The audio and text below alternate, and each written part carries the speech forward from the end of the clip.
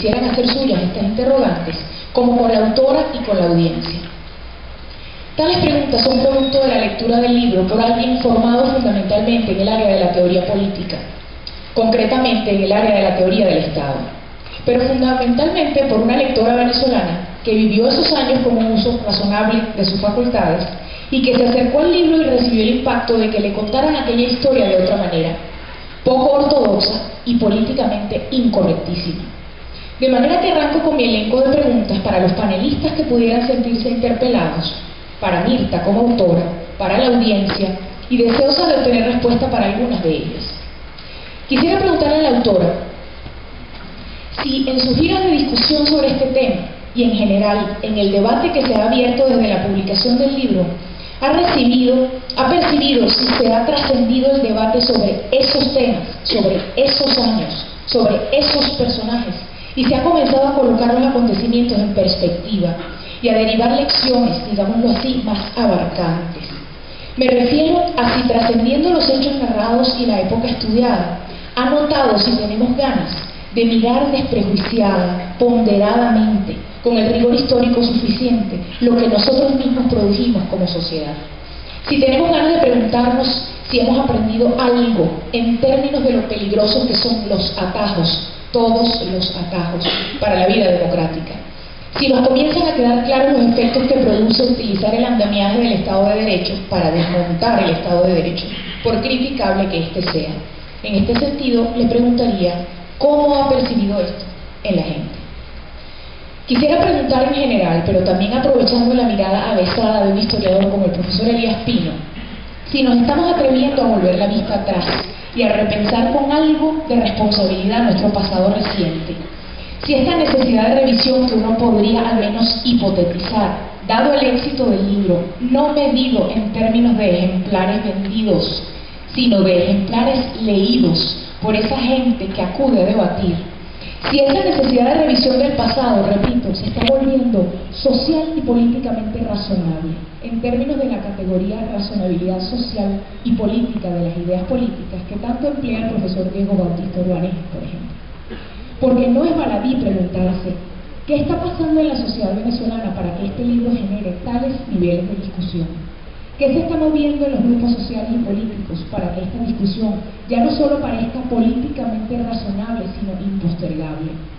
¿Por qué germinan estos foros con la autora, sin la autora, en la academia, fuera de ella? Otro punto que no cabe sino problematizarse, y aquí sigo de la mano de Urbaneja, es el relativo a la función que libros como el de Mirta Rivero, como el de Ana Teresa Torres, como el más reciente de Arraiz Lucas sobre el trienio y las conquistas de la ciudadanía, cumplen en la sociedad venezolana en este momento. A mí se me ocurre una, al menos, pero creo que sobre eso podríamos también debatir,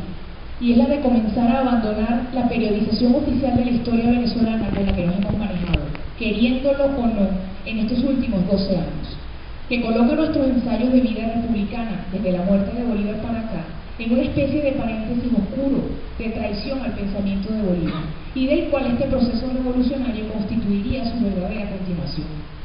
Adelantando opinión, como dirían los abogados, siento que nos estamos atreviendo a poner en duda el paréntesis, a mirar dentro de él, a repensar el pasado reciente y a observar no las rupturas que insisten en hacernos ver, sino las continuidades de un proceso inacabado,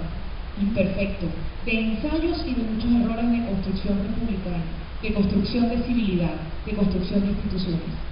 Me pregunto si no sea que estamos recuperando la importancia de mirarnos con mirada histórico-política. ¿Cómo se explica el punto donde estamos? ¿Cómo llegamos hasta aquí? ¿Qué hemos ganado y qué hemos perdido? ¿A esta situación llegamos nosotros o vamos a seguir pensando que otros nos trajeron? ¿Se puede hacer política desde la antipolítica? ¿Se puede avanzar tomando atajos si lo que se quiere es construir un Estado de Derecho? ¿Se puede construir un Estado de Derecho con reiterado desprecio por sus instituciones?